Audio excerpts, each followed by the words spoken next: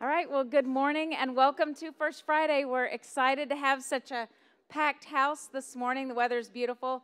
We weren't able to have First Friday last month because the weather wasn't so beautiful, so we're excited to see almost every seat in the room filled, and I think we had 18 tables with 6, so you do the math. We have a full audience, and we're also on Facebook Live, so good morning to everybody who's watching us on Facebook Live, and then we'll also record it for YouTube so people can watch it later. This morning's event is full of really good music and lots of really great information. So I want to first start by saying thank you to the percussionist Jay O'Brien, who provided us with beautiful music this morning. He's also going to be providing us with some more music at the end of our program this morning, and then you'll hear about another opportunity to listen to him perform this weekend during shout-outs at the end. We have some more musical entertainment to share with you before we get kicked off, so would you please welcome high school senior Lily Taylor, who will be giving us a little teaser of the high school musical that is coming up this month. Welcome, Lily.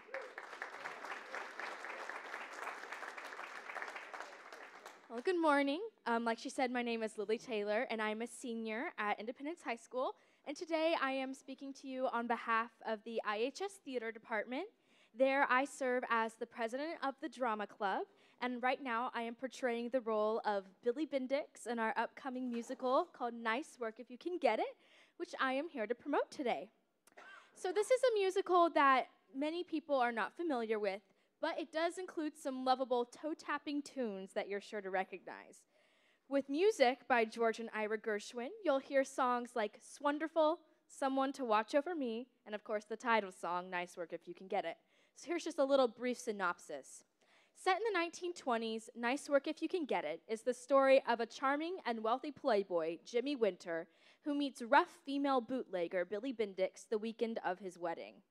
Jimmy, who has been married 3 or maybe it's 4 times, is preparing to marry Eileen Evergreen, a self-obsessed modern dancer. Thinking Jimmy and Eileen will be out of town, Billy and her gang hide cases of alcohol in the basement of Jimmy's Long Island mansion. But when Jimmy, his wife-to-be, and her prohibitionist family show up at the mansion for the wedding, Billy and her cohorts pose as servants, causing hijinks galore. So I'm going to give you a little teaser. This is my song, "Someone to Watch Over Me."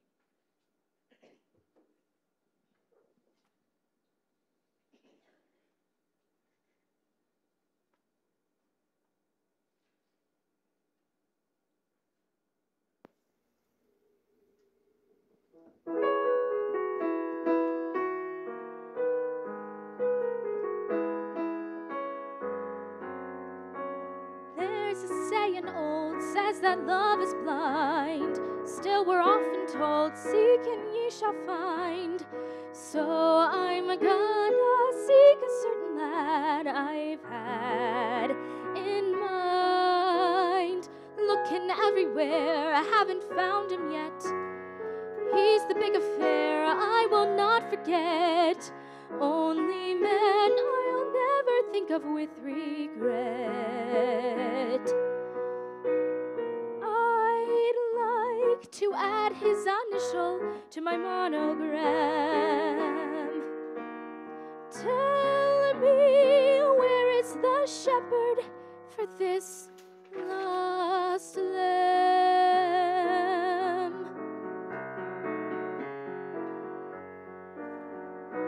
There's a somebody I'm longing to see.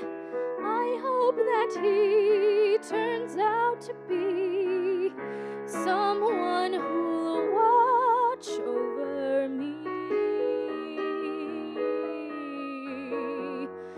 I'm a little lamb who's lost in the wood. I know I could always be good to one who'll watch over me. Although he may not be the man some girls think of as handsome, to my heart he'll carry the key. Won't you tell him please to put on some speed? Follow my lead. Oh, how I need someone to watch over me.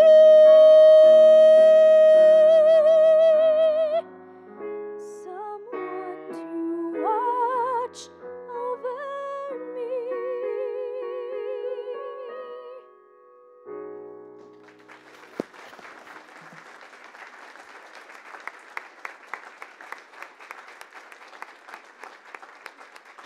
Thank you.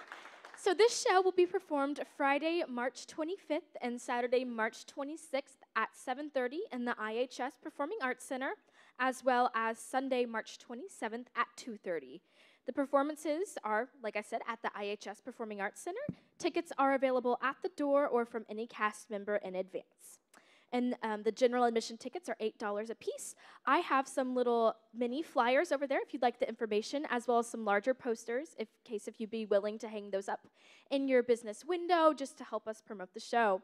Thank you so much for taking time to hear about our upcoming performance and see this little teaser, and we hope to see you at the show. Thank you. Thanks, Lily. Thank you.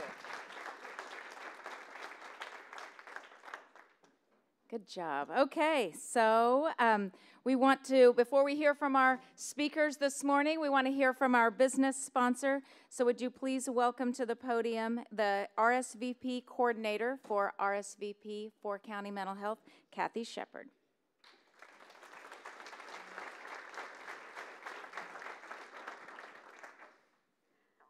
Good morning, and as Lisa said, I am Kathy Shepard, the coordinator for RSVP for County.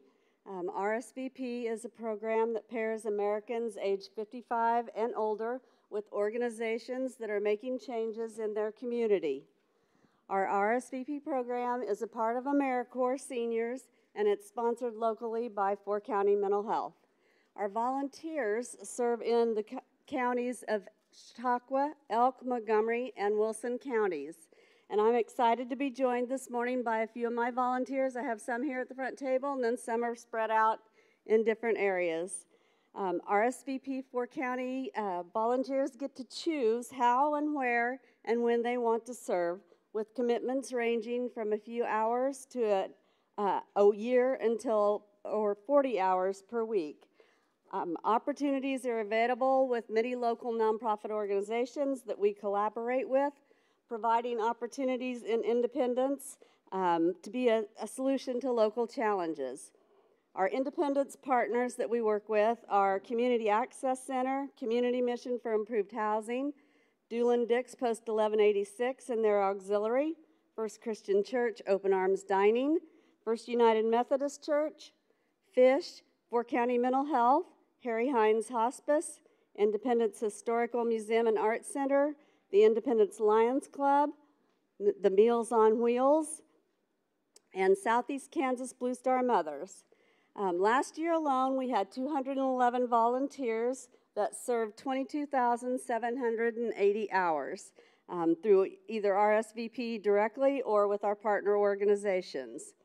Volunteers may deliver meals, provide food support, help prepare and deliver community meals, provide services to our veterans and military and their families, counsel folks on Medicare, provide transportation, help with blood drives, or volunteer their time at the museum.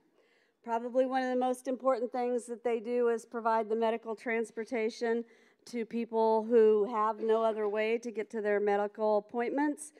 They give their time, they drive their own vehicles, and last year, even through COVID, our volunteers drove almost 27,000 miles and helped many people who had no other way to get to their medical appointments, which in some cases turned out to be life-saving.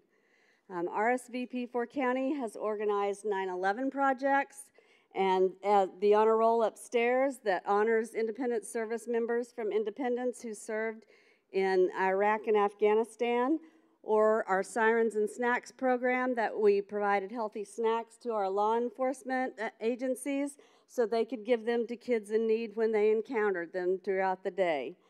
RSVP is also a partner in the annual Martin Luther King Day celebration. So why volunteer through RSVP? Well, one of the neat things is we provide every volunteer at no cost with excess health insurance that will pay any out-of-pocket expense if they're hurt while they're volunteering. And RSVP also provides a banquet at the end of the year where they have a nice meal that we have catered in, and they also get a gift card for their service. Service, it brings people together. It's one of the few things in the world that our elected officials can all agree on. Many of us here in Independence realize just how important service is to make our community a better place to live. Volunteering is also very good for you. Volunteers themselves actually report that their health and that they have better health and reduce stress. Volunteering helps you meet new people, make new friends. It can help you develop new talents, and you can help gain leadership skills. And on top of that, it is fun and it is free. So if you have ever thought about volunteering and want to learn more, give me a call. I can help you find that volunteer opportunity you're looking for. And I want to leave you with one thought. It's a quote from Harry Smith of NBC News. He once said, "People who volunteer often agree that in the beginning they thought they were doing something for others. It doesn't take them long to realize they are the ones that are richer for the experience." It's the absolute truth. Thank you.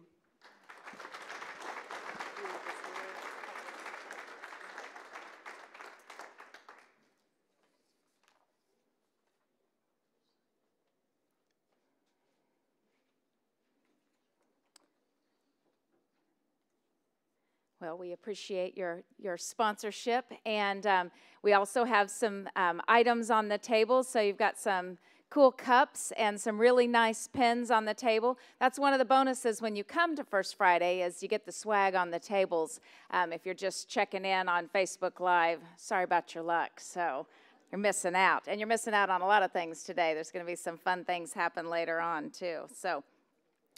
Before we hear from our speakers this morning, we're going to go through some things that are on our calendar that you might be interested in. So if you would pull up your community calendar, it's two-sided, and I'm going to quickly run through the calendar for you, and it's in little teeny tiny font because there's so many things going on in the community, so get your reading glasses out. A couple things that are not on there, but I do want to point out, especially because we're on Facebook Live and people do listen to this later, is to let you know that in our community, we have 3 free meals a week available to anyone in need. Every Tuesday evening at the First Christian Church at 319 West Laurel, they have Open Arms Diner, carry out meals only from 5 to 6. Every Wednesday at the Baptist Church at 220 South Penn Avenue, they offer a free dinner beginning at 5:45. And every Thursday, our local churches come together for the Cuff Meal. It's Community United Feeding Friends, and they provide a meal at the Wesley Center at 111 East Maple, and that is carry out as well at 6 o'clock. So 3 free meals a week in the community of Independence. I think that speaks volumes to the caring heart of the people in our community. I also want to remind you that we have veteran services available Monday through Friday from 9 to 4 at 4 County Mental Health at the campus on Donald Avenue. That's 1101 Donald Avenue. You can call retired veteran Lauren Osborne at 331-3131 for more information about that. And there's also a family night coming up on Friday, March the 25th, sponsored by the VFW Auxiliary. Is that correct? At the Stitch Shelter House. And there will be a meal provided for that as well. So speaking of veterans, I'll slide down to the 25th. You can mark your calendar for that. We're going to hear a shout out from Paul Molnar about Crimes of the Heart. It opened last night. That will happen you'll get more information at our shout outs. During our shout outs, you're also going to hear about the Knights of Columbus meal that is tonight. I want to remind everyone, recycling is tomorrow from 8 to noon.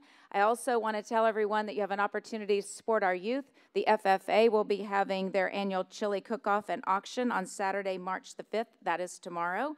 So skip cooking tonight, skip cooking tomorrow, and support the Knights and support the kiddos at the high school. Main Street fundraiser is sold out, so we're excited about that. I know they're going to raise a lot of money that they will in turn put right back into the community.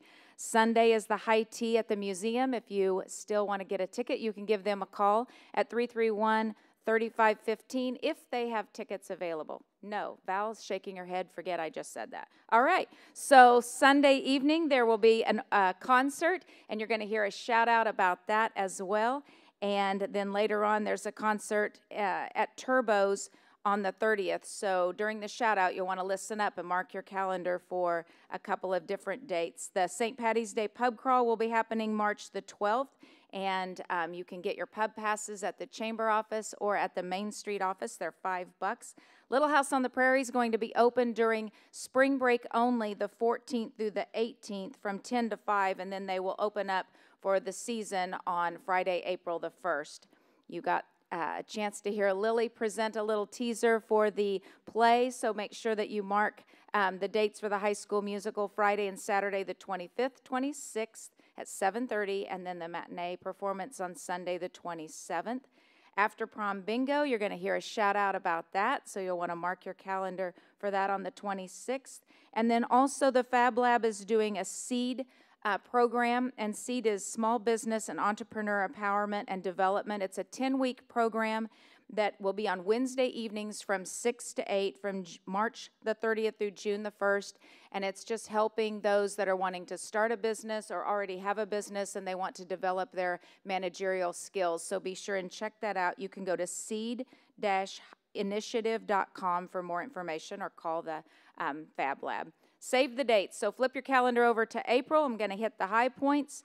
Saturday, April the 2nd, will be the second annual Delta Waterfowls SEK chapter banquet right at the 4-H buildings in the park. So you can get all the details about that with flyers on our Facebook page and our website. The Lions Club will be having their beam feed on Saturday, April the 2nd. So mark your calendar for that. Park opening is on the 9th. The Easter egg hunt is on the 16th. The William Inge Theater Festival is on the April the 21st through the 23rd, and they are guest speakers this morning. And Love Independence Day is April the 30th, and it's the last Saturday of the month, and I really want everyone to give some thoughtful consideration to all of the nice, fun, thoughtful, random acts of kindness that you can push out into the community on that day, whether it's as an individual, if it's your family, if it's your church, if it's a civic organization, if it's where you work. Just really be using these next couple of months to be thinking about something that you can do to show kindness in our community. It's a day full of fun, and I hope that you will all participate. And if you are planning to do something and you want to give me a little heads up, I appreciate that, because then I go around town and we kind of capture that on Facebook. And we'll talk more about Love Independence Day at our event in April as well. So you can get this information on our website. The flyers are all on there. You can get them on our Facebook page at Get Independence. The reporter publishes a What's Up and our calendar of events, so you can see it there. We have a taped community calendar that runs 4 times a day, Monday through Friday, on My Country 102.9, KIND 94.9, sponsored by Dairy Queen. I'm very thankful for that opportunity to do that community calendar. And then we also do a live interview Tuesday at 8:10 on KGGF 690. That's during open line. So that's another way that you can get lots of good information about what's happening in the community. With that, we're ready to roll. We've got some speakers setting up here ready to present to you really good, accurate, quality, interesting information. It's a very eclectic group this morning. And first up, we have our city manager, Kelly Passeur, and David Cowan, our assistant city manager, is running the show over here. And she will be presenting the City of Independence's annual report. Would you please welcome Kelly Passeur?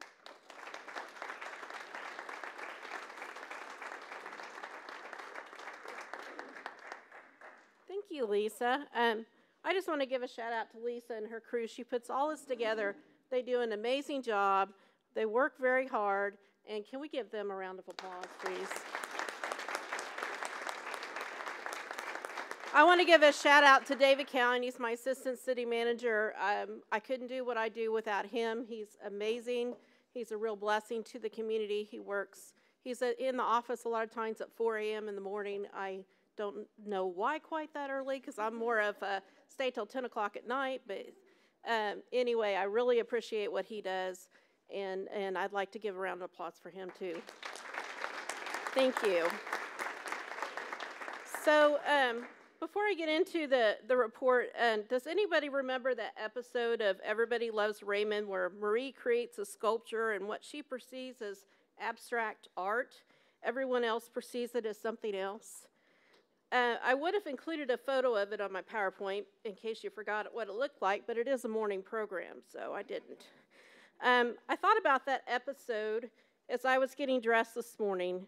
When I first saw the shirt I'm wearing today, I thought, those are lovely palm trees, and I love black and white, so I purchased it. The first time I wore it, I got some funny looks. I mean, funnier than usual. And I thought, that's odd, but didn't think much of it. A few months later, I was driving to Bartlesville, and there are all kinds of new shops popping up selling a product that is currently not legal in Kansas. I noticed their signage and thought, oh, maybe not everybody else sees the palm trees I see.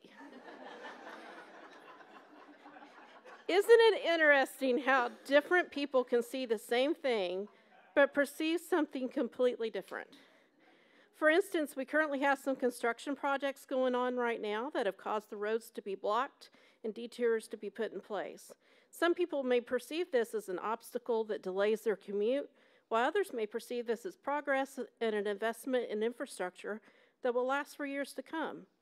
You will see that in this report, the city has many projects, either in process or planned: street projects, city facility projects, park projects, airport projects, and the list goes on. Some may perceive these projects as an investment in our future, while others may perceive them completely differently. Please know that there is a lot of thought that goes into these projects. How will we fund it? How will it best serve the community? Many of these projects are leveraged by grant dollars. Please know we do appreciate your input, and we would like to, if you would like to visit with either myself or the commissioners about your ideas, we are happy to do so. While it's impossible to do everything everybody wants, the commission and staff work together to prioritize those projects that they believe will best serve the community for years to come. It isn't always easy, and sometimes not everyone agrees, and that's okay. Many times, through further discussions, new ideas come to light that would not have otherwise occurred, and a new and even better perception evolves.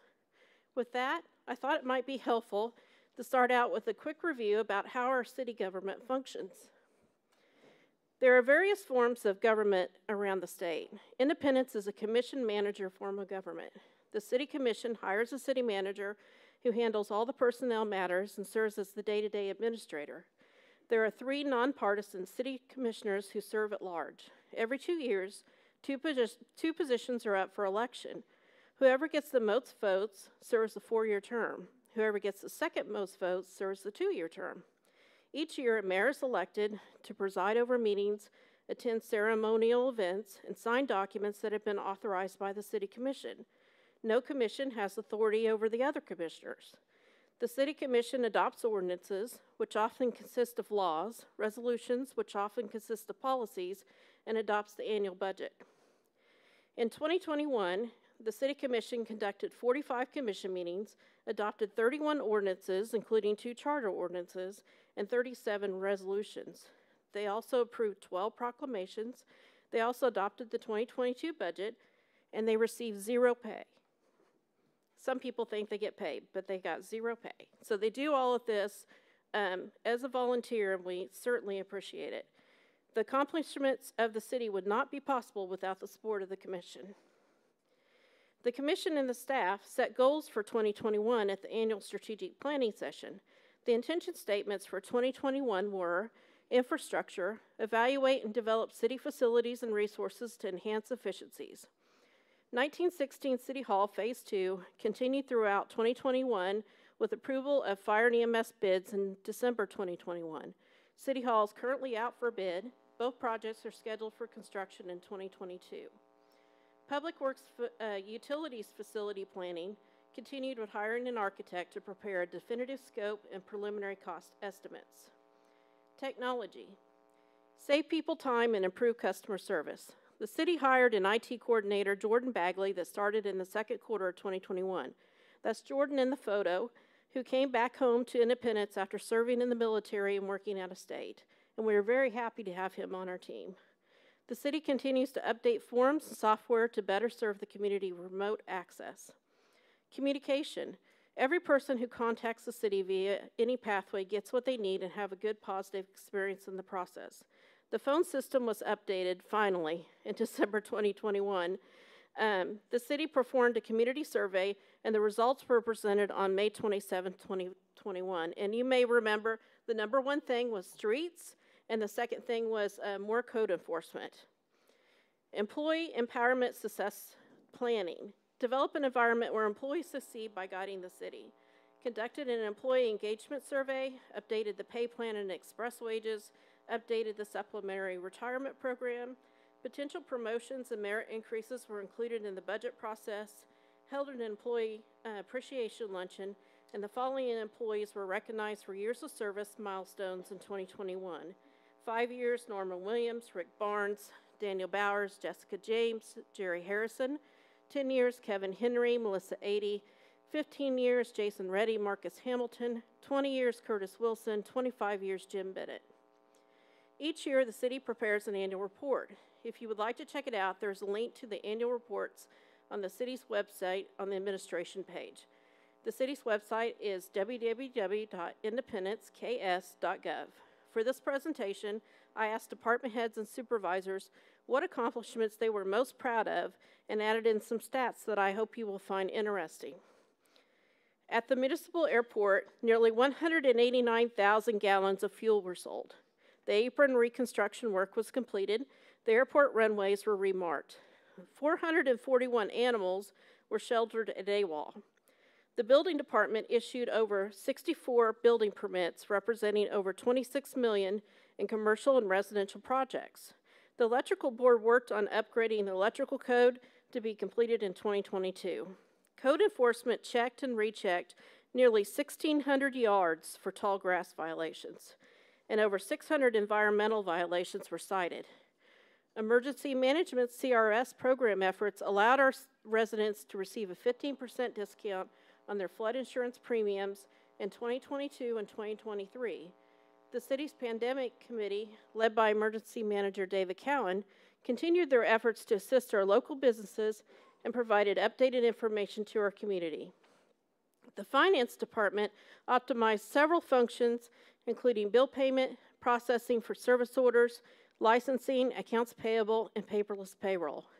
Established an intern program developing relationships for youth mentorship and community involvement, prepared the 2020-22 budget, and prepared numerous grant requests to optimize tax dollars. And I want to give out a shout out to Lacey. She's done an amazing job. We have gotten more grant activity in the last few years than we have had in a long time, and it's certainly appreciated. So could we give a round of applause for Lacey?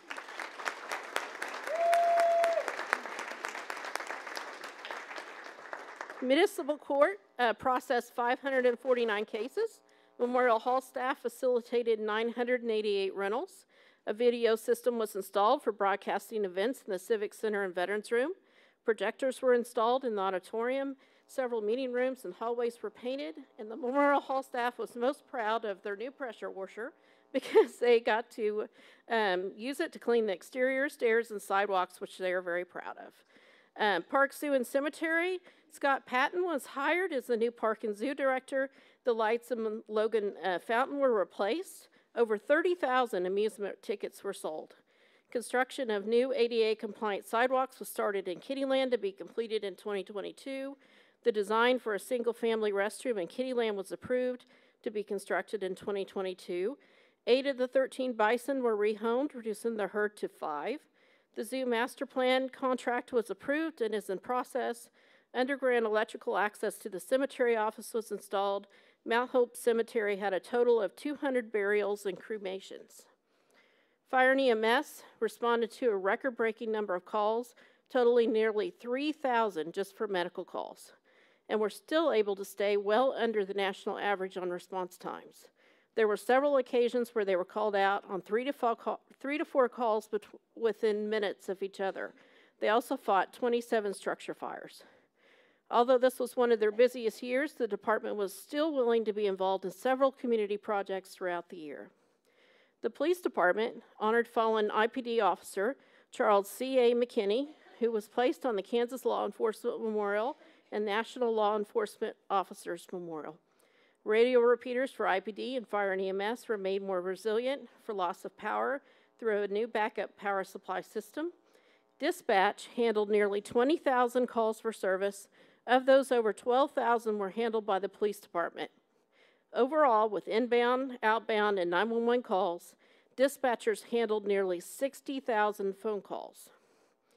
The utility departments, the water treatment plant, processed nearly 500 million gallons of drinking water. They also accomplished several projects, but they are most proud of a project to replace 65 screens at the low service pump house, which is approximately 50% complete. The water treatment plant master plan was completed, and engineering started on the first year's work. The wastewater treatment plant processed over 740 million gallons of wastewater.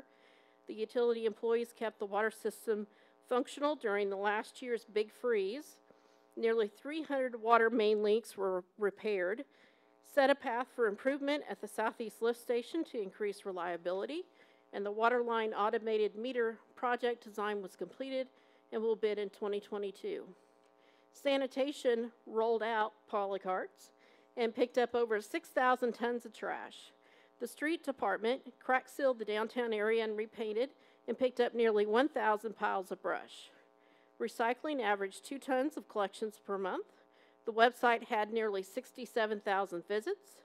The Planning Commission processed 2 zoning requests, 6 conditional use permits, 4 text amendments, 1 planned unit development, and 1 moratorium, and the Board of Zoning Appeals processed 4 variances. The Land Bank was created to develop a focused property management strategy to improve the community's aesthetic appearance by returning dilapidated, condemned, and abandoned structures into productive uses. The Economic Development Advisory Board established and modified a neighborhood exterior grant program, modified the Central Business District Commercial Building Grant. Economic development related activities included Scooters at 10th and Main opened in December of 2021. Domino's Pizza 24th and Main is scheduled to open in 2022. An incentive for Labette Health's expansion of their facility was approved. This project is scheduled to be designed in 2022. Wayfinding signs were approved unanimously to be installed in 2022. Precision Railway expansion approved with construction in first quarter 2022. A 190,000 square foot Fedex distribution center valued at $24 million was negotiated for construction in the West Laurel Industrial Park, and construction started in October 2021. The walls are now up and the steel beams are being installed.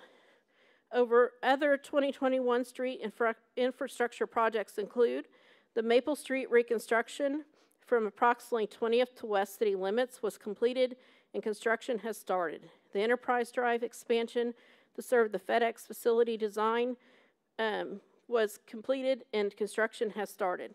The Main Street improvement project from 8th to 10th plan review was completed and construction has started. 2 C-clip projects were awarded to Mill and Overlay Chestnut between 8th and Penn, and Widen Penn between Morningside and the city limits, which are expected to be bid this year.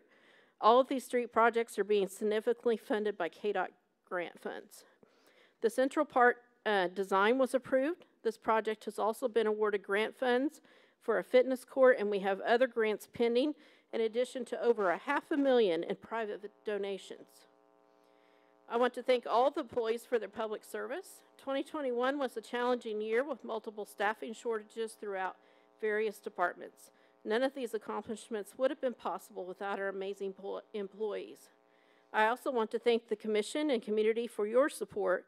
We are looking forward to what we can accomplish together in 2022, although I hate to admit it, 2021 is going to be hard to beat. Thank you.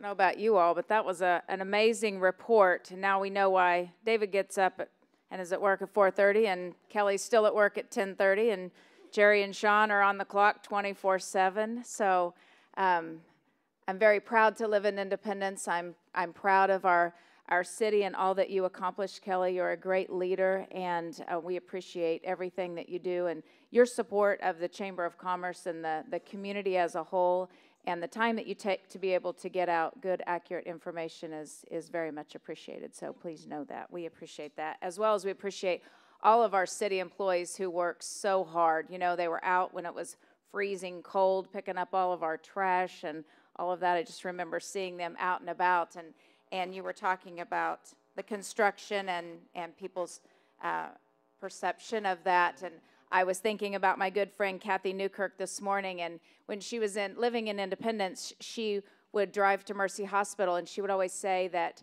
she would try to take a different route to work because we oftentimes get in our cars and just go autopilot to and from work or to and from wherever we go. And she was just telling me one day about how much we miss out when we're not taking in what's around us and paying attention to our surroundings. And she challenged me to take a different path to work. And so many times, not every time, but many times I do try to do that. And so I challenge you to look on the bright side of that construction project and let it be an opportunity for us to see that sign and go, instead of saying, oh, shoot, you know, or something worse, to know that, hey, this is an opportunity for me to go around the block and see a different part of our community that maybe I don't see quite so often. And then also an opportunity to extend some love and appreciation to our members and of our business community that are on that street and that are blocked off and experiencing some inconvenience. The city has gone above and beyond to try to create some temporary sidewalks and amazing signage to help us navigate that, but they're concerned, and we visited with them and we listened to them, and we know they are concerned. So when you're thinking about Love Independence, maybe you just love on those businesses a little extra during the next 3 or 4 months and help them make it through this time of inconvenience, I guess. So with that, it's time for our next speaker. So we're excited to have Chris Kumke here this morning. He is new to the community. He's new to Independence Community College, and he is the director of a brand new program. Chris Kumke will be speaking to us all about esports. Please welcome Chris.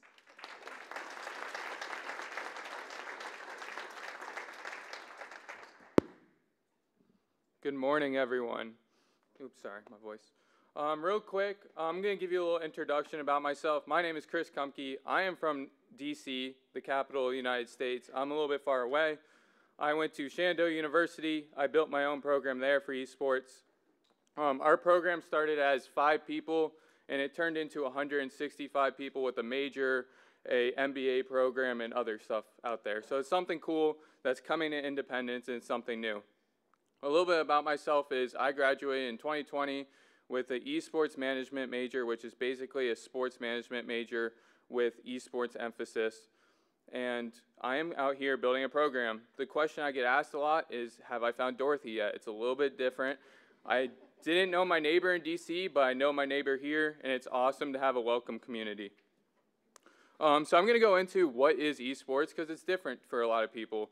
Esports is just competitive video games. It's a little bit different than sitting in your basement, eating Doritos, drinking Mountain Dew like normal video game players do.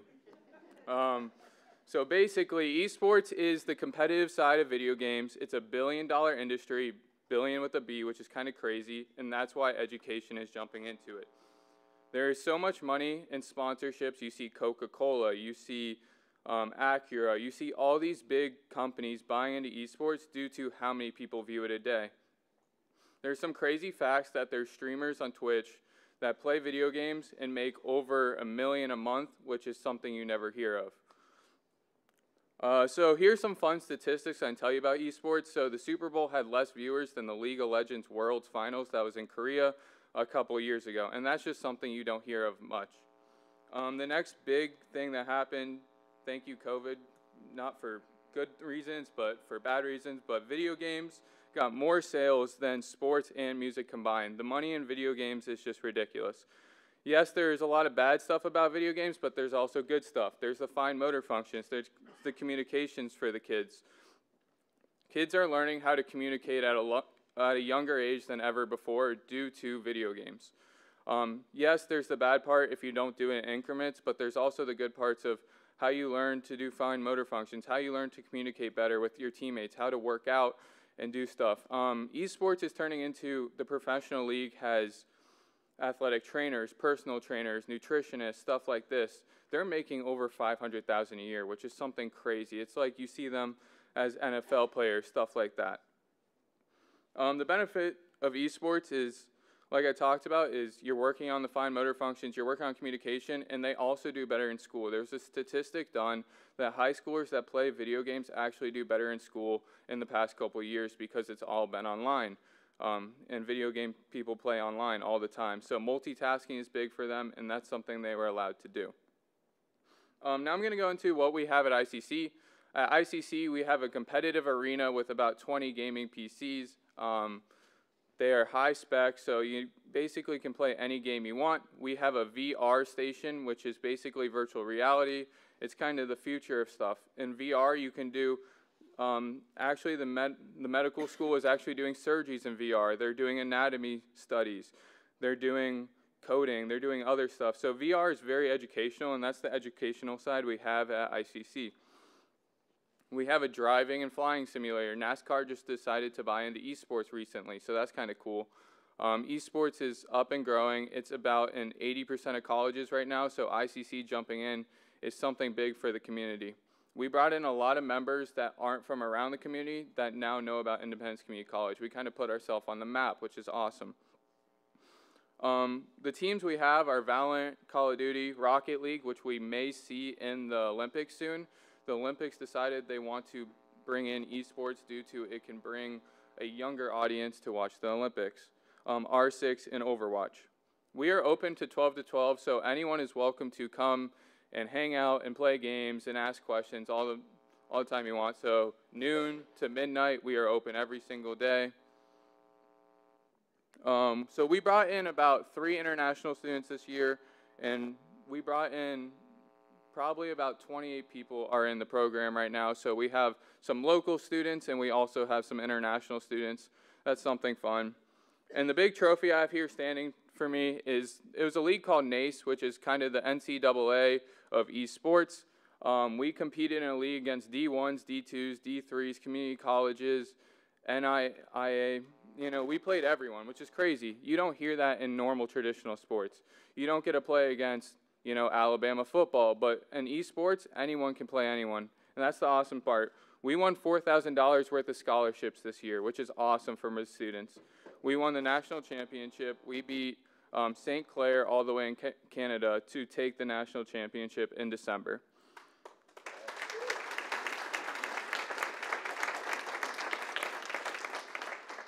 One thing for the students is the opportunities. This last semester, I ran an Esports 101 class. We got to run an event where the event had 12 different colleges. We had Florida Gulf Coast come. We had Texas State come. We had all these D1s that came from all around the nation for a $3,000 prize pool and hang out and play games. It was just an awesome opportunity for the students to learn how to manage, how to facilitate, how to find sponsorships, and how to find other types of needs they will need in the professional world. So we are having an open house or a ribbon cutting on March 8th from 3 to 5. Everyone is welcome. There will be food and pizza and stuff like that. So everyone is welcome to come. Please come hang out. It starts at 3 o'clock again, and we'll start about 3:10 for the actual ribbon cutting. The last thing I want to talk about is the job opportunities. Esports is a $1 billion industry, like I said before. I got my job out here at ICC, but about 80% of the colleges, like I said before, have esports programs. High schools are buying into esports because it is the new thing to do. Wichita, every single high school and about 5 or 6 middle schools have started a program there. So that's showing how big esports is turning into, not just in Kansas, but everywhere. Virginia high school leagues decided to call it an actual sport, so they play it from college to college. They travel and play against each other. So the job opportunities are casting, so you see sports broadcasting, stuff like that, the production value. There's a lot of money into it. There was a leaked post where you could see a caster was making over 150 grand a year to cast in esports, which is something crazy to hear. There's the competing side. I talked about how the League of Legends player was making over 500K. There's where the financial stability is. There's the management side, like what I'm doing. I'm the esports director and the head coach at ICC. I manage the facilities, I manage the teams, I make sure everyone's on time, and I help coach. And then there's the coaching side. Coaching is the big one that's you're seeing in the college leagues right now. And basically you see them going from offering full rides for people to coach from on the smaller level, but on the larger level you see people getting paid over 60 grand to come coach and make the team a national championship. We are competing in a couple leagues this year. There's a $25,000 league we are competing in, which is something crazy. And the students get this money as scholarship money. Last year, we probably pocketed around $5 grand for the students to get money back onto their college. And we offer scholarships for the students to come here, hang out, play video games, and compete at the highest level they can while getting an education. The education part is the biggest thing in esports. When you come to college, you have to get that 2.0 GPA or higher to compete. You can't just be sitting at home doing nothing, not doing your homework or anything. So that's why esports is so different. Is they keep the same level of mentality of the athletes at ICC, but they also have to do the same if you're in the esports. The last thing we're going to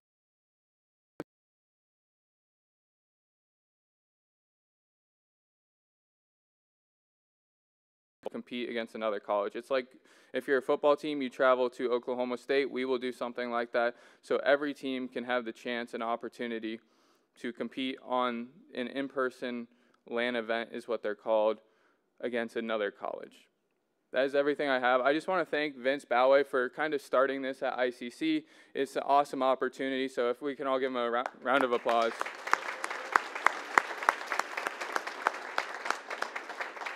And that is all I have. Thank you guys for your time.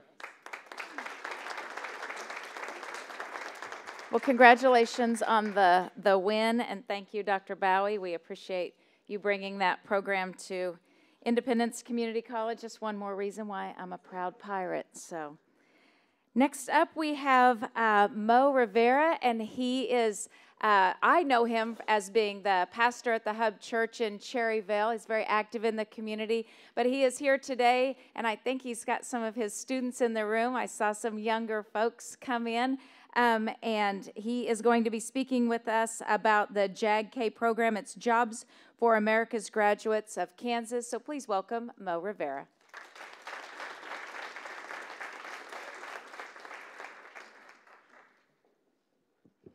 Good morning, good morning. Thank you, Miss. Move this up. Bam, look at that. Good morning. How's everybody doing this morning? Doing good, doing good. I want to thank Miss Holly. I met Lisa. Lisa, I'm about to see my boss, Miss Holly, in about 30 minutes for a competition with the JAG students. So I'm like, my head is like everywhere right now. I just want to thank Lisa Wilson for what she's doing. And I was amazed when I was hearing that the commissioner time is volunteer time. Is that what I heard? I just want to thank you guys for that. That doesn't go unnoticed. That's somebody who's taking their time of their day to invest in the community. When I heard that, I was really moved by compassion and honor, because that's not something you hear all the time. That's people are taking their time to invest in a community's future. So I just want to give a round of applause to our commissioners, everybody involved. That is amazing. That is amazing. And thank you for putting this on for the community to know what's going on. And the esports thing, I definitely was born in the wrong generation, because my dad yelled at me for playing the Nintendo 64. And I always told him, Dad, there's future in this. And he said, go outside. And now I know I was born in the wrong generation, so it's all good. That is amazing. So that's a national championship? Wow. That's amazing. My name is Moises Rivera, like Miss Lisa Wilson said. I am the teacher at IHS. There you go, ICC again. IHS. What I teach is called JAG-K, Jobs of America's Graduates. So what I do, I handle and I work with students that are going to graduate that people think are not going to graduate. Or people think or assume they have barriers or they have walls in front of them. So my job, I'm very passionate about it because you get to bring hope to a classroom every day. Every time you see my students, you see students who a lot of times, a lot of people want to label or say negative things about, not all of them, but some of them, people always want to put a label, and my job is to remind them that maybe you're not the smartest kid in the classroom, but you're the most passionate about what you do. So my job is to encourage students to remember that it's not where you're at, it's where you're going. So Jobs of America's Graduate is an opportunity that I have as a career specialist to put exposure to the classroom. Meaning I invite CEOs to come talk to the student, business owners to talk to the students, and show the kids, hey, you might be from Independence, Kansas, but it doesn't mean that it sucks or it's terrible. How many of you guys hear that all the time? Sometimes from the youth you hear, I just can't wait till I graduate high school and then I'm going to go. And my job is to remind them, right here where you're at is everything you need. Because you might change location, you might change the state, but who you are follows you. Who you are goes with you. So what my job is to remind them they got the tools, they got the abilities within them to accomplish whatever it is that they want to do. Whether they want to be a doctor or a lawyer, you're not restricted because of your community or because you're from rural Midwest America. There's purpose everywhere you go if you start looking within. I believe some of the times with this generation or past generations, because every generation, if you think about it, everybody says it's the worst generation. Oh, I'm telling you, this generation, I'm telling you, they just missed the plane. I'm telling you, this generation. And when you analyze that, all they're doing is echoing the hurt that they were. They're echoing the hurt that they have within. But my job is to remind them of the purpose they have within them. You might be walking through a different season than your teachers. You might be walking through a different season than your past generations or your parents went through. But you have a season to be encouraged to become who you want to become.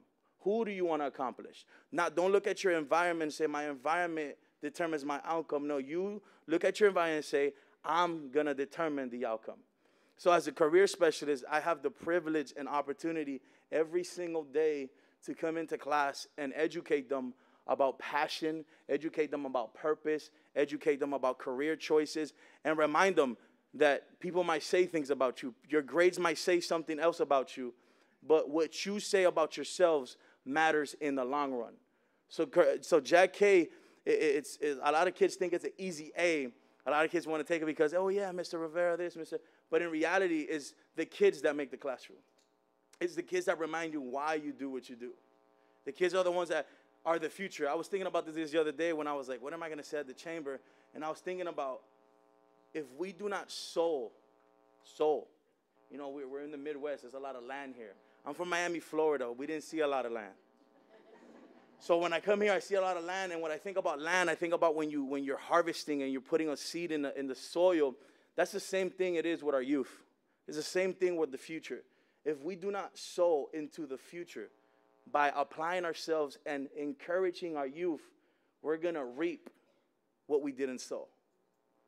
So my job, I take it serious, and I'm privileged and I'm honored to be doing it because I know that 10, 15, 20 years from now, I'm going to be reaping the seeds that I sowed of hope, of encouragement, of passion, of purpose-seeking individuals, of future builders, contractors, lawyers, doctors, because I took the time every day to come and invest in students. So JAG is not just a program where we just take them on fun field trips and expose them to entrepreneurs and business people and college professors, but it's a program that allows us to invest in the future. It allows us to look ahead and say, I know it's in good hands, not because I'm predicting or crossing my fingers and saying, oh, God, I hope he graduates. But I'm saying I know what that kid has because I had the opportunity to sow words of wisdom, of understanding into them. So JAG, Jobs of America's Graduates, is a great opportunity. So if you ever have questions or want to talk individually about this program, feel free to contact me and call me or come into the classroom and interact with the students and talk to the students. And not every student has these barriers that I'm talking about because our program is built around around 50% of the students in our classroom are kids that need assistance, 40% of the classroom are kids that are there, and then 10% teach the rest of these students. 10% of the students help each other communicate. So we're not only just talking to them, you know, doing the little finger, you gotta do this, you gotta do this, but we said to the students, what is it that you're working on? How's your life going? What is it that you need help with? What is it that you're going through? Because a lot of the times it's the simple things that finds the answer. It's how's your day going? Are you stressed today? Did you eat today? Did you forget to study for your homework? It's okay, don't worry. I know finals is coming up. Don't be stressed. It's the little things. And I believe that JAG is doing that. JAG is stretching our hand of hope and saying, hey, we got your back. We got your back. And I believe the community independence is built by that passion. It's built by that fire that says there's still purpose, there's still opportunity, and there's time for growth and independence. So I want to encourage everybody that's in here, the commissioners who stand and volunteer their time, and people who come in here and speak.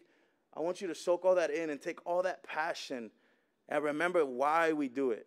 And IHS is doing it through JAG, but don't forget that you do it through your individual tasks daily in the community. So with that being said, I got to head to ICC because the students right now are about to display the knowledge that they learned in the classroom with employability skills, problem-solving skills, prepared speech, and a lot of other things. So with that being said, I want to thank you guys, and I just want to thank everybody who volunteered their time and everybody who invested in this community. It's an honor to be up here and talk to you guys, and I just thank you. Thank you. Appreciate you guys.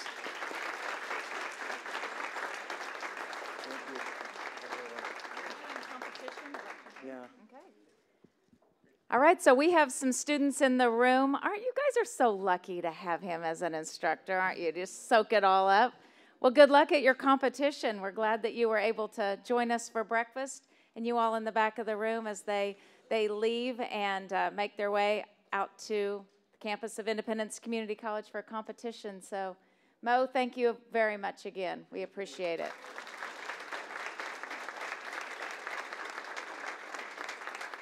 I want to go back to high school for just a little bit, be in a classroom like that. All right, our next speaker that will wrap up our slate of speakers this morning comes to us and represents the William Inge Theater Festival. They're celebrating their 39th year. Would you please welcome my friend Hannah Joyce.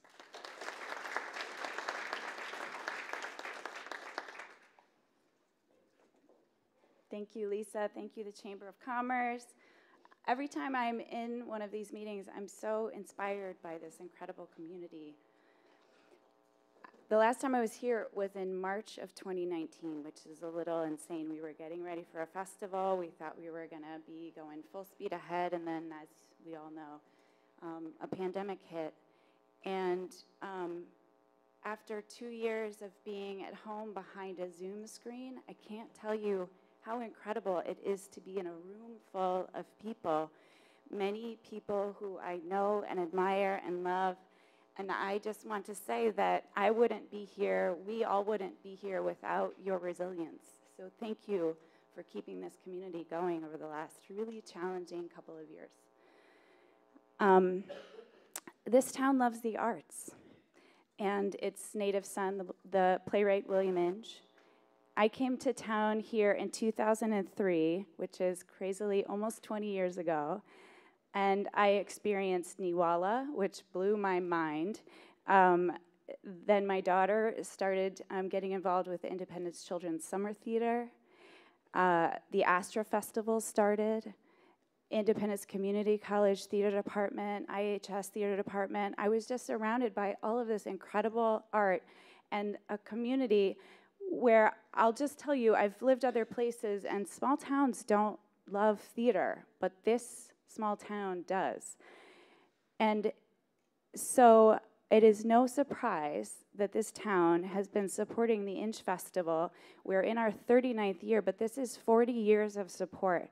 So can we all just take a minute and, I don't know, clap or something, because I think it's extraordinary.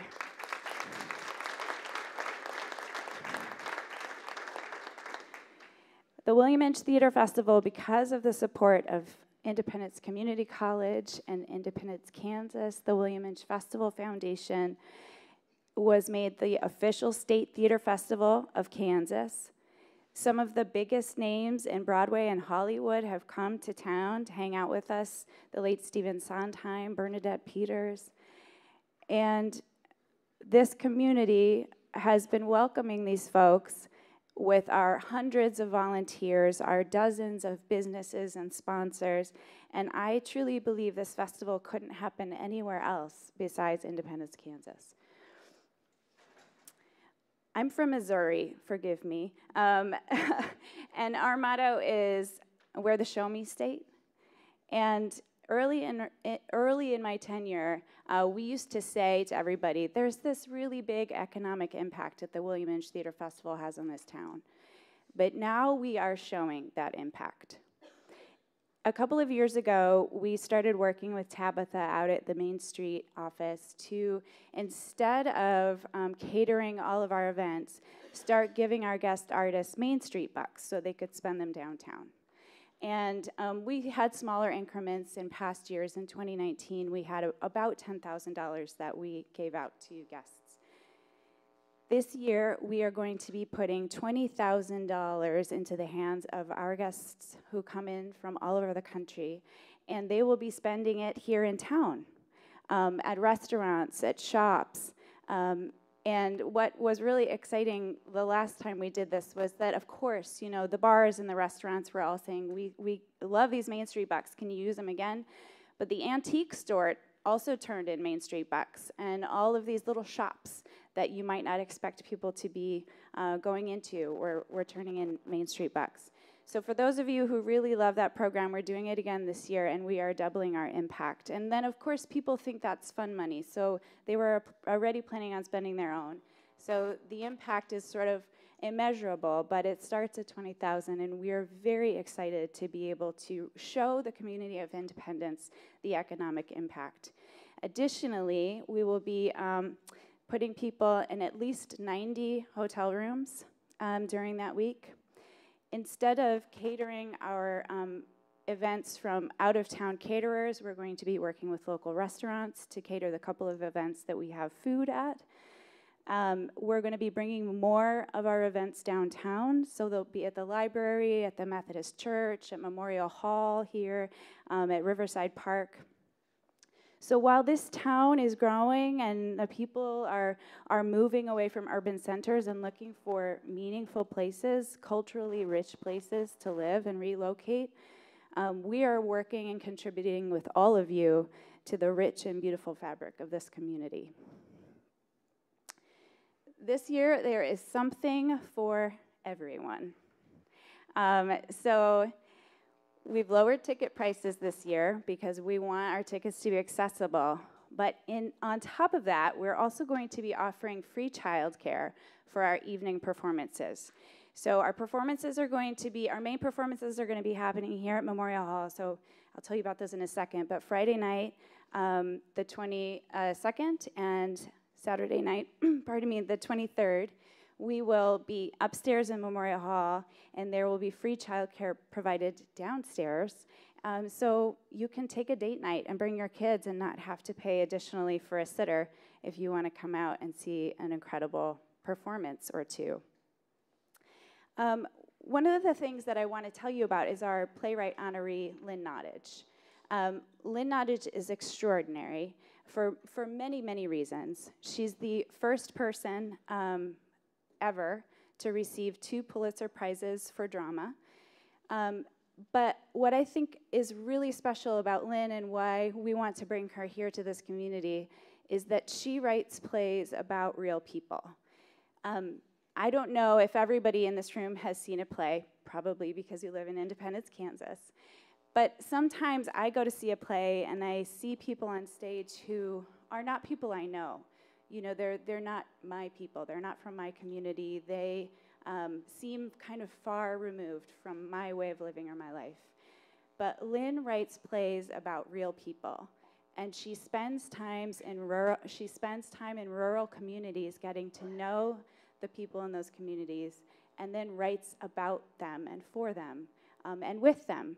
So if you don't love plays, that's fine. But I do think you should come out for our Friday night production of Sweat, Lynn Nottage's Pulitzer Prize winning play Sweat, which we are going to have a full production of. The Black Rep of St. Louis, Missouri, which is an award-winning theater in St. Louis, Missouri, and has been around for 45 years, is bringing their full production of her play, Sweat. And this play is written about a community in Reading, Pennsylvania. She spent 2.5 years in that community. They were the poorest at the time, and may still be, the poorest community in the United States, kind of per capita. And they had a steel plant there, and there was, the workers in the steel plant had been trying to unionize, and the plant shut them out. And they'd been out of work for 5 years, trying to get back to work. And she spent a lot of time in that community talking to everybody, not just the workers, but the people who owned the plant, different businesses and government folks. And she wrote this incredibly compassionate play. She didn't take sides. She listened to everybody. And this play is the play Sweat. So please join us Friday night of the festival to see this incredible play. It's about real people, people who many of us probably will recognize from our own lives and communities. And it feels like what theater should be, very accessible and very meaningful. Let's see here. I'm getting off my notes a little bit because I was so excited about that play. We're going to have activities all day long. So for young people, students, and theater lovers, we'll have workshops in the morning up at Independence Community College on Thursday and Friday mornings of the festival. In the afternoons, we'll be over at the Methodist Church in Galt Hall and the Wesley Center to have 20 new short plays performed by actors. And the 20 playwrights who wrote those plays will be coming from around the country to sit and watch people experience their plays. You can bop in and out. Most of the plays are 10-minute plays. Some of them are as long as 30 minutes, but none of them are any longer than that. So it's a fun way to just hear a bunch of different stories on your lunch break, or if you have a couple, a minute or a couple minutes or an hour to stay and check that out. That'll be happening on Thursday and Friday afternoons. In the evenings, we'll have performances. So Thursday night, we'll have a reading out at Independence Community College at the theater. Our younger, more emerging playwright, Gina Femia, is going to have her new play read there. And then Friday night, as I said, and Saturday night, we'll have performances at Memorial Hall. The tribute to Lynn Nottage will be on Saturday night, and that will feature live performances from multiple of her plays. If you want to get kind of an idea of her range of work, come to that. And then there will be an award ceremony that night, followed by an award and then a moon glow at the Booth Hotel. So we'll be back at the Booth this year. During the day on Saturday, we are going to have a conversation with Lynn at the Independence Public Library. So if you want to come out for that and get to know her a little bit more, she'll be talking about her work and taking questions. And then we'll go out on Saturday afternoon to the shelter house for a picnic in the park. Let's all hope the weather is beautiful and we can wander around and look at the Inch sculptures and visit William Inch's grave. And I heard the park will be open, so enjoy the park as well. Let's see. And, it's always an opportunity, too, if you're a business owner, to invite your staff out to see a show or clients. So please welcome everybody you like to come see the shows. I would say that the Friday and Saturday night performances are probably good for 16 and up. The Thursday night reading is probably for a more mature adult audience. And then the stuff that's happening during the day is really kind of open for everyone. And finally, I just want to thank everybody. First of all, I want to thank Vince and Independence Community College for their incredible support all of these 40 years and getting us through this pandemic and helping us get our feet back on the ground. To the William Inch Festival Foundation, Leah Shepard and Kim Kays over here on that board, they have really helped us to stay afloat as well over these past couple of years. The Independence Chamber of Commerce. I've got a whole list of sponsors up here, And I won't name them all because you can read them, but thank you to so many of you out here who have sponsored us and kept us going and got our feedback on the ground. I want to thank the hundreds of volunteers. I'm not kidding. We have over 100 volunteers in this community and over 25 volunteer committees. So if you'd like to come volunteer, there are so many different things you can do, and we'll work with your schedule. My team over here, D. Bird Molnar, Shannon Kearns, and Amanda White, we're going to have some volunteer forums on your way out if you want to ask about volunteer opportunities. And tonight we'll be at ICC in the Black Box Theater at 5:15 having a volunteer interest meeting. So if you're interested or you know you're going to volunteer, come on out for that. And then we're going to see Crimes of the Heart, the ICC Theater production tonight after that. So feel free to join us for both of those things. I think that's it. Tickets are on sale now. You can go to our website, ingcenter.org, and it's just such a joy to be here with all of you. I haven't spoken to this many people in 2 years. It's so amazing and weird. So thank you all for welcoming me, and I can't wait to see you all at the Inge Festival, April 21 through 23. Thank you.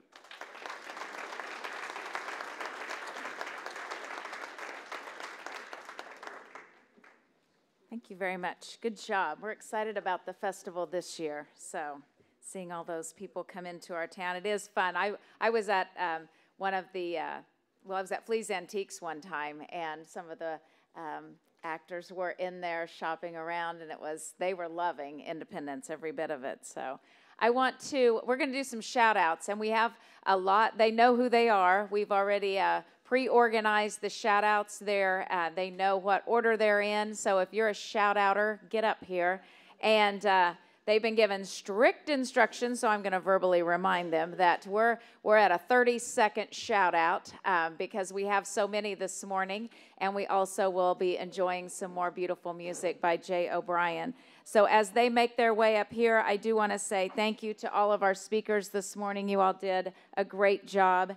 And I want to thank Kathy Shepard and 4 County Mental Health RSVP and all of the amazing volunteers and all that you do for our community as well. And we look forward to seeing you on Friday, April the 1st, which will be our no foolin'. That's our next first Friday. So I don't know why they're over there. They need to get over here so that we can get started. So first up, we have Kelly Peterbaugh, who will be talking about the ESSER survey, and maybe in a little imagination library in there together. Okay. I'm Kelly Peterbaugh, the Director of Learning Services, and I wanted to share with all of you that the school district, USD 446, will be applying for $6 million in ESSER funding, and this money is made available to educational institutions to help us address the learning loss related to COVID and the pandemic. We do need stakeholder feedback, and we have a survey on our website and on our Facebook page. So www.indyschools.com, or you can go to Independence Public Schools Facebook page. There's a link to a survey where you can give us your feedback with regard to how you feel that money should be used. The other hat that I wear here today is that I'm an Imagination Library board member, and I wanted to share that we are in the middle of our fundraising campaign for this year. The mission of Imagination Library is early literacy for children birth to 5 years of age by providing them a free book, a free appropriate book monthly.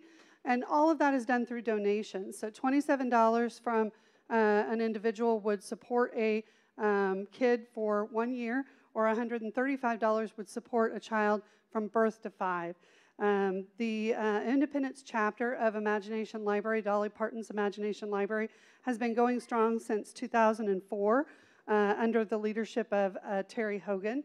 I do want to say that it's an entirely volunteer board, and we do a number of fundraising things throughout the community to support this project, and also do a number of things to support early literacy.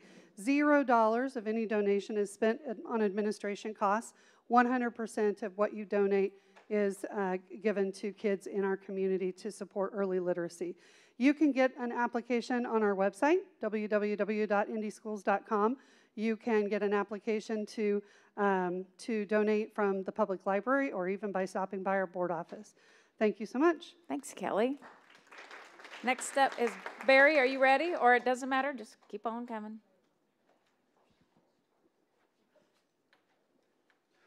Well, good morning, everyone. My name's Barry Berskins. I'm a member of the Knights of Columbus through St. Andrews here in town. We're going to have our fish dinner again this year during Lent. It's going to start tonight and go every Friday during Lent through April 8th. And we're going to have catfish, hush puppies, coleslaw, French fries. And it's at 5:30 to 7.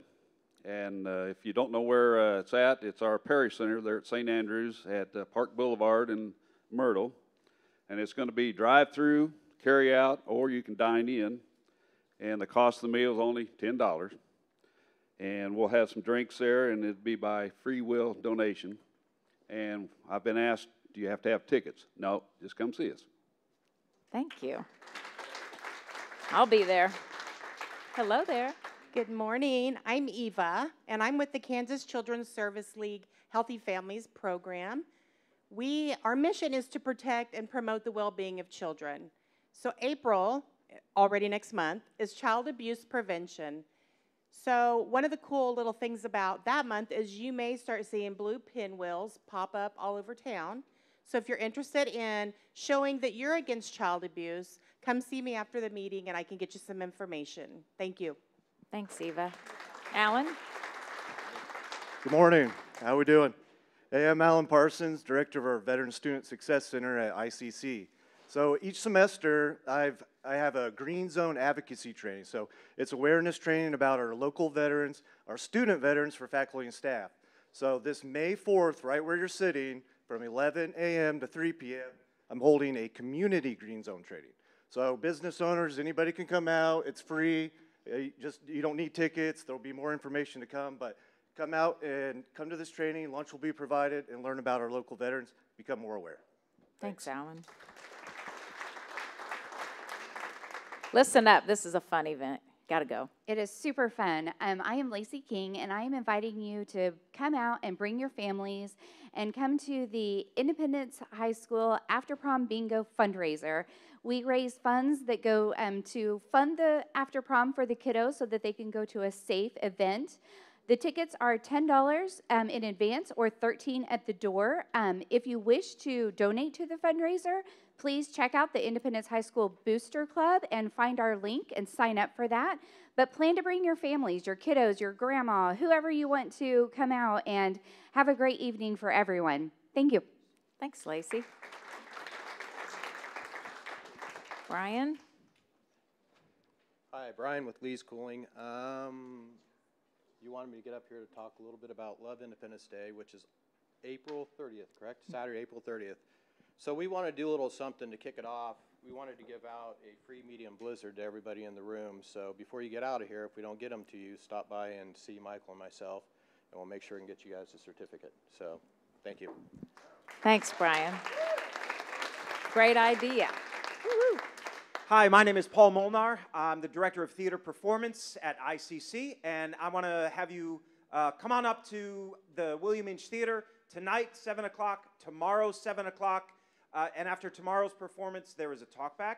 Sunday at 2 for a production of Crimes of the Heart. This is a free event, so please come support our students. Thank you. And Larry, before you wrap it all up, I just want to say that I appreciate all of the shout outs. It's a way for us to get a little extra information out to everyone. I mean, there were probably 10 on the list, and so I appreciate them coming and sharing that information. If you want to be a part of the shout out crew, get with me and I'll try to give you 30 seconds so you can shamelessly plug something that's going on in the community, because it is important that we get that information out. And secondly, I want to say thank you to Brian about the kind of the launch of Love Independence. He's been doing that, though, throughout the last few months, really supporting our local businesses. They have supported Dickey's, and they provided $10 off, like the first 300 people that came in, or 30 people to eat at Dickey's, and now he's supporting Dairy Queen, and we appreciate all that you do and your support of the community. So be thinking about his idea and maybe tailoring it to make your own as you love on our community the last Saturday of April. Take it away, Larry.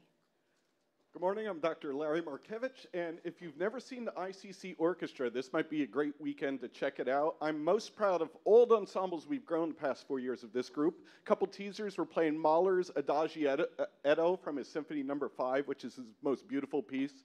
We're playing the Brahms Academic Festival Overture and Mozart's G Minor Symphony Movement 1. And most importantly, we're featuring a brand new work by Bridget Carson, my colleague and partner in crime, and she is premiering a piece that the orchestra will play. And you'll get to see Jay O'Brien 2 more times this weekend if you're interested. 2 o'clock today, he is doing a lecture recital where he'll talk about the instruments he's playing as well as perform.